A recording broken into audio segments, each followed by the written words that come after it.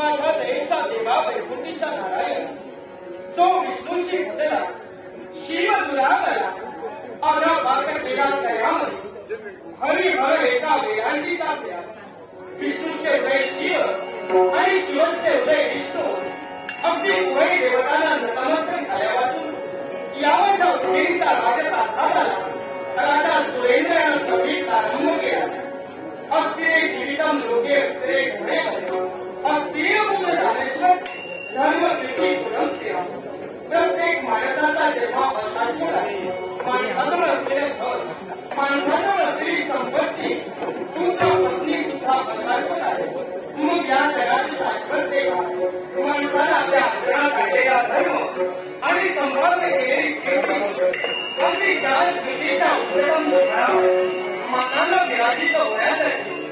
सत्यम शिवम सुंदरम या श्री ज्ञाना जीवनात वंदनीय मानते लेखने अनुसरणीला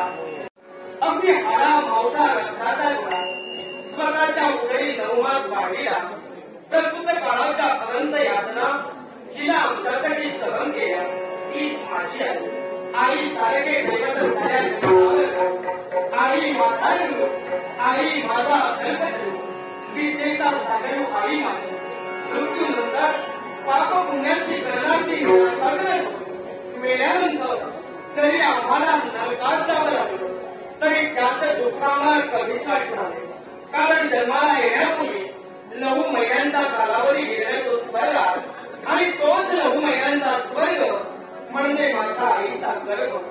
त्या गर्भाचा मी 9 महिने आकार घेतला अगदी तिनं 9 मास आम्हाला सांभाळला आणि पुढे काळाच्या आनंद यातनाने आमच्यासाठी सहन केला आ म्हणजे आधी आणि ती म्हणजे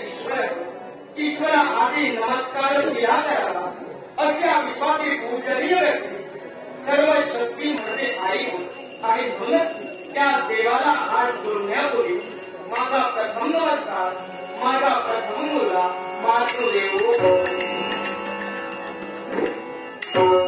अगदी त्यांच्या पवित्र क्रियापासून आम्ही जन्माला सत्य न्याय नीती अनिती धर्म अधर्म योग्य अयोग्य याचं तंतोतंत ज्ञान ज्या महापुरुषाला आम्हाला बहाल केलं तोच महापुरुष